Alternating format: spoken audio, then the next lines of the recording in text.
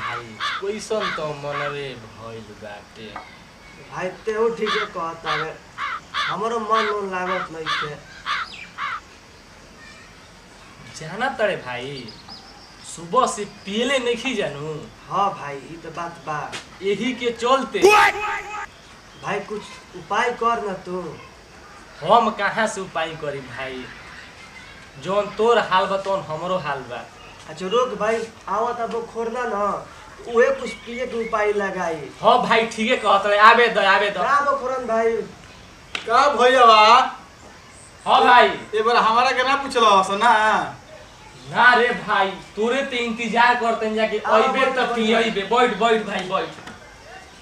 ए बात तो हेकर बारी बा हमार बारी नहीं खे। भाई तू तो जानते हो हमारे लिए कुछ बा और ना। हाँ भाई मेहरानों के मंगल सूत्र बेच देने हमार सास से वो गाय देले रहे ले पाउन कमजोर हम तो दूध पियन वो गाय बेच देनी हम हमारे में का बा भाई हम पियाए कुछ उपाय करसन भाई आज भ करसन। ए भैया हमारा भी कुछ नहीं के भैया ना हम भाई। तो उन्हीं के देख के बतियावत रह सोचे से आइल हनी कि चलो हम दू घोट मार ले हम। अरे तोहनी की इहे नु बेचले बड़ा सन इहे नु रे। हां हमार सुनबा सनु तो दिमागे फेल हो जाएगा। का भाई तोहनी के पता बानू कि एगो किडनी बेच के आ तोहनी के पियले बानी। भाई भाई ने कि ना दे भाई तोरी ने कि हमनी के ना भूल चलो सन ठीक है बा याद बा भाई याद बा। लेकिन देखो भैया बा ए बरा कसौ व्यवस्था करो सब बड़ी हमारा पिए के मन भैया हमारे लिए कुछ नहीं थे भैया कुछ उपाय करे नहीं है भैया करी। अब दूसरा का किडनी बेच जीते जी ही कि मर जाई। ना ना ना कुछ कर भैया उपाय सोच भैया रुको सन कुछ सोचतनी कुछ हो जाओ व्यवस्था। सोच भाई सोच। अरे भाई एगो आइडिया आई बा हमारा एयरटेल हमार जियो आई। ए यार मजाक नहीं करता हो यार एगो विचार आई बा।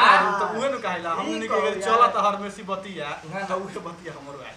जान तो क्या कइल जाओ का भाई ई रोज चिकावा आवता नु आवत आवत आ दोपहरिए में आवता। हमारा देखे से नु एगो कुकुर के हाँ रे भाई कुकुर के अब कुकुरा बोले लगी तो फिर कुकुरा कैसे बोली मुंह बांध दे। अच्छा बोरा में कर दिया। अरे साला पियक्कड़ से कुकुर चढ़ा ना बा ना भाई ओकर मुंहे बांध दियल जाई ना भाई आ ओकरा के बोरा में डाल दिहल जाई एकदम एकदम हनो सही बा। आ लेके ओकरे के बेच दिहल जाओ। ठीक है बा। अरे हाँ। झगड़ुआ हां भाई देख के आई बा कि ना चिकवा एकदम टाइम हो गइल बा चिकवा चला लोई जाके देख के आओ जो कह जो, ले जो, कोई लोग एकदम जो तो आग ले बरा। हां हाथ ना पर लाग ते जो जो अरे देख। आग लो डेरा पे आग लो हमको उपाय कर जाएगा। ना ते जो देख के आओ। अब बोरा के ले जा बोरा ले हो। अरे तोरे हमर ने के भुला गेलो सर अरे भैया तो तू ही तो बतिया ने जवान में हमनी के।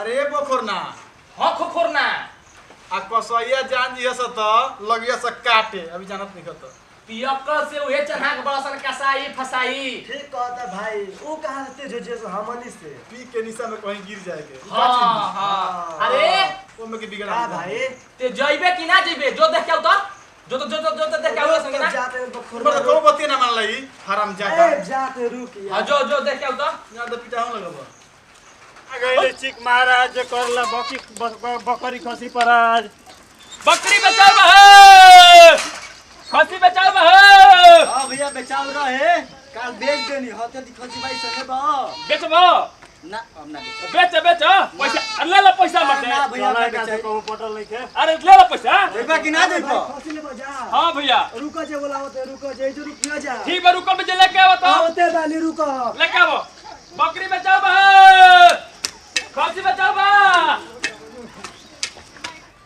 अरे बोखरना हां खोखोरना अरे कबे से इंतजार करते हमरा कपार में दर्द बा हमर कहत नहीं पिए के बड़ी मन करत रे भाई उस साला पियो कर के भेजले बड़े हाँ। कहने पी के कहीं गिरल मत होखो। ए बखरन भाई हां चल आई तो भाई बोला ले बोला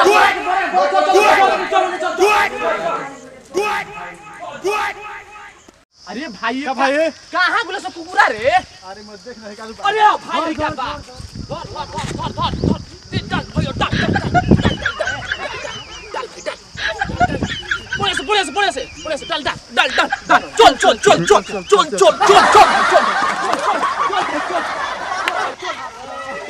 बकरी खसी बाव से बचाओ फौरन भाई आओ ये बकरी खसी बाव हां भाई ले लो हां जा दे दिया लो खोल के पहले दिखावा जा खोल के ना पहले खोल के दिखाई बजा तब हम निकल जा ए पहले खोल के दिखावा कैसे पैसा तो पहले रास्ता में देख लियो काता ना बोलो 5-6 250 रुपए ले बाओ क्या कहता हो 250 रुपए में कुछ होखे वाला भाई वो लॉकडाउन में महंगा हो लॉकडाउन कोटी ना हो चलो रुको 250 रुपए ले बाओ 250 में ना हो कि यार ए पिया पर चलो और बढ़ा लो तनी बढ़ा लो 250 रुपए ले बाओ एके बोती ये ओरिजिनल चिक्का बारे हमर तो कोटी ना हो जो हम दे ए भाई कोटी ना मत दे तो हम तो खाली सा एके बात फिर ले 250 ले पूछ बढ़ जा बस 250 रुपए बा 250 को बकरी खरीदने ले बेजा हाला लगा कर ले ले 250 में का की फ्रूटिया ना मिली महुआनी मार लेबे के अरे आज बस चली नु का कह दो सर ए ना दियो सर चलो ना ले बाबा रुक द 250 रुपए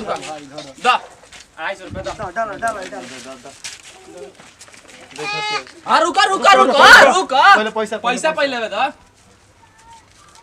अरे दो हाली भाई तीनों जना गिन ले लोग पर ताली अपन अरे देख ना रुक तनी देख तो जल्दी बैठ ना रे जल्दी देख अरे हमहू तो अच्छा भाई पड़ल चल घर हल्ले भाई चल भाई भाग रे बा खसी बकरी बचाओ चलो हम नहीं के तो है ना नहीं बकरिया देख तो तनी खोल करे साला खा गेल हो सब बड़ा हल्का लागता कुछ जरूरे बात बा खोल के तनी देख तो आ तोरा जीजा